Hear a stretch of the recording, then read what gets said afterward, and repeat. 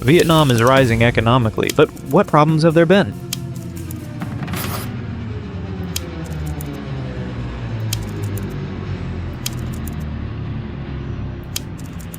To a global manufacturing powerhouse. It's been one of Asia's fastest growing economies. In 1980, Vietnam was positionally exhausted from conflicts such as the Cambodian-Vietnamese War and Sino-Vietnamese, and its economy had collapsed. The country was in severe poverty due to colonialism, bloody wars, and a 19-year U.S. embargo. However, thanks to the bilateral trade agreements it signed with the U.S. on July 13, 2000, it has achieved an average annual economic growth rate of 6 to 7% until today. This growth has attracted the attention of other countries and made it the fastest growing economy in Asia after China. In recent years, as living standards and labor wages have risen in China, investors have started to flock to Vietnam as an alternative, and by 2022, they had set a record for direct investment. Even in 2023, which they called a bad year, $39 billion of capital flowed into Vietnam. Vietnam's economy plans to join the ranks of developed countries by 2045. PricewaterhouseCoopers estimates that Vietnam could be one of the 10 largest economies by 2050. One of the government's biggest plans is to become the new global manufacturing hub after China, and many companies, including Apple, Samsung, and Intel, are increasing their manufacturing efforts in Vietnam. Of course,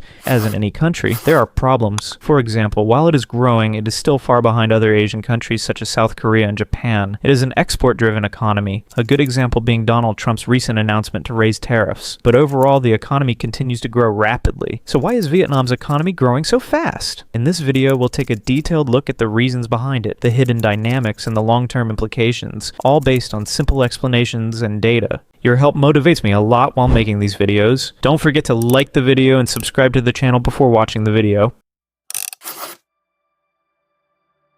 To understand the real reasons behind Vietnam's economic rise, we need to go back in time a little. In the late 18th century, a series of diseases and disasters, such as the Tay Son Peasant Rebellion, that devastated the country, caused the economy to collapse. The economic stagnation led France to intervene in Vietnam in 1858. As a result, France established a centralized colonial system, taking control of Annam, Tonkin, and Cochinchina. Before French colonization, the country was an agricultural civilization, but the colonizers deliberately developed the regions differently because the French needed raw materials and markets for French-made goods. In terms of productivity, the north of Vietnam was divided into manufacturing because it had more mineral resources, and the south was divided into agriculture because it was more suitable for agriculture. Such a division is in fact seen as one of the biggest and main reasons for the disintegration of the country in the following decades. Under the influence of the French, Vietnam was transformed from an agriculture-based economy, and modern agricultural techniques began to be used in agricultural areas. In particular, crops such as rice, rubber, and coffee were grown on large-scale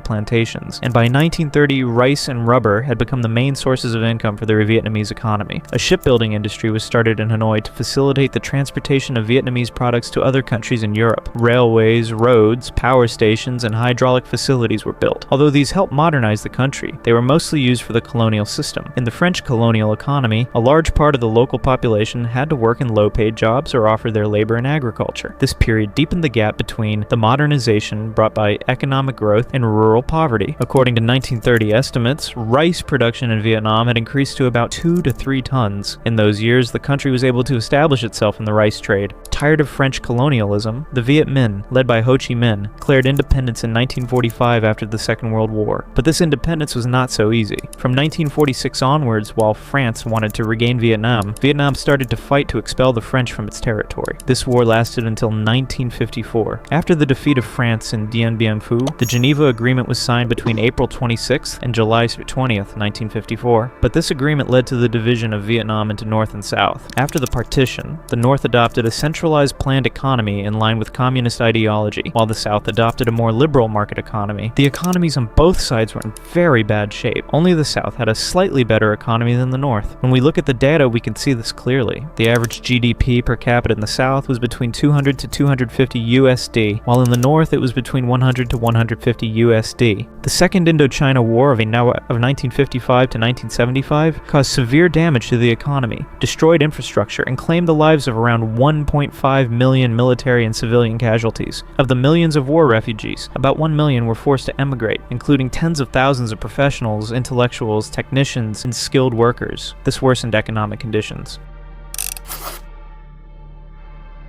In 1975, the North and South were politically united, but years of separate ideologies and civilizations caused major problems after unification. Unlike communist planning, free market reforms came late. Inequitable distribution of resources and incomes in the country led to frequent economic crises, because the people as a whole, even if they were of the same blood and the same gene, were ideologically poisoned. If we look at the data, in the 1980s, Vietnam's economic growth was estimated at 2 to 3%. In some years, inflation exceeded 100%, posing a risk of hyperinflation. After years of war and now economic crises, the government made a collective decision. In 1986, radical reforms were adopted, and the Doi Moi policy was introduced. The most important aim of this policy was to shift the economy from central planning to a market-oriented approach, develop the private sector, encourage foreign investment, and increase productivity in agriculture. If we go a little deeper now, first of all, decisions were taken to liberalize agriculture. It was allowed to move from a collectivism-oriented agricultural system for many years to individual agricultural production. Farmers were now able to sell their produce freely in the markets, and these decisions had an impact on the data. By comparison, rice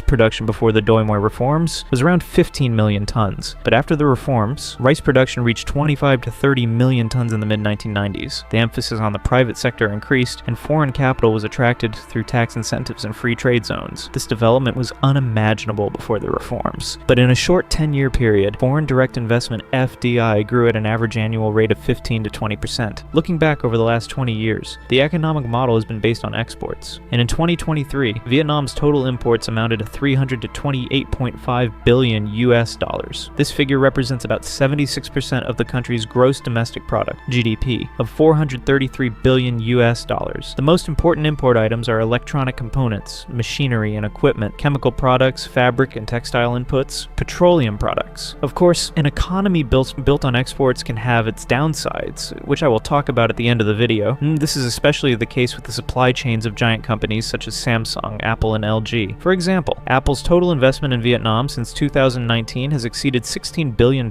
These investments have created more than 200,000 jobs in the country. Tim Cook's interest in Vietnam is growing. According to analysts, Vietnam will become a much larger production base for Apple in the near future. By late 2025, 20% of iPad and Apple Watch production, 5% of MacBooks, and 65% of AirPods will be made in Vietnam, but these percentages are expected to increase according to the recent changes Donald Trump will make to tariffs. Before the new tariffs, Apple typically shipped 6 plane loads of iPhones and other products. As a result of these reforms, the country became one of the fastest growing economies in Asia during the 1990s and 2000s, growing at 6 to 8% annually. In 1986, GDP per capita was $150 to $200, but according to Trading Economics, real income per capita in 2025 will reach $4,986. In a nutshell, as economists often say, the more obstacles you put in the way of money, the more difficult things become, and the country realized this and liberalized the economy. But some sectors are still under state control. Now, when we look at the reasons why this economy grew so fast, as we said at the beginning, it was the Doi Moi policies that were implemented. What were these policies? Well, it was policies to build a free market economy, or as they call it in Vietnam, a developing mixed socialist-oriented market economy, to encourage foreign investment, to create an industrial and export-led growth economy. Another reason was geopolitical advantages and external opportunities. Developments such as the view of Vietnam as an alternative to China, accession to the Asian Free Trade Area in 1995, an agreement with the United States in 2000, and accession to the WTO in 2020. According to some economists, external factors such as Vietnam's geographical locations, trade wars between the United States and China, and supply chain disruptions in the aftermath of the pandemic were among the reasons for the economy's rapid growth.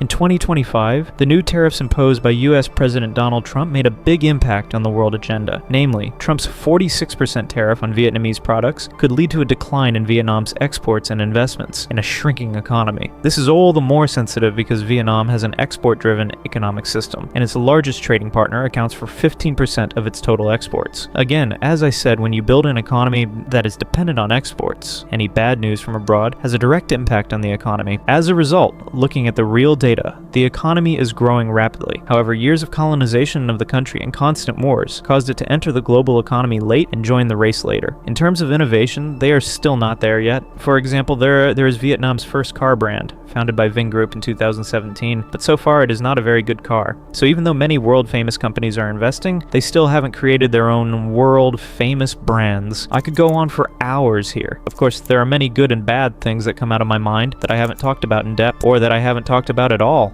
But time is limited. Your help motivates me a lot while making these videos. Don't forget to like the video and subscribe to the channel before watching the video. See ya!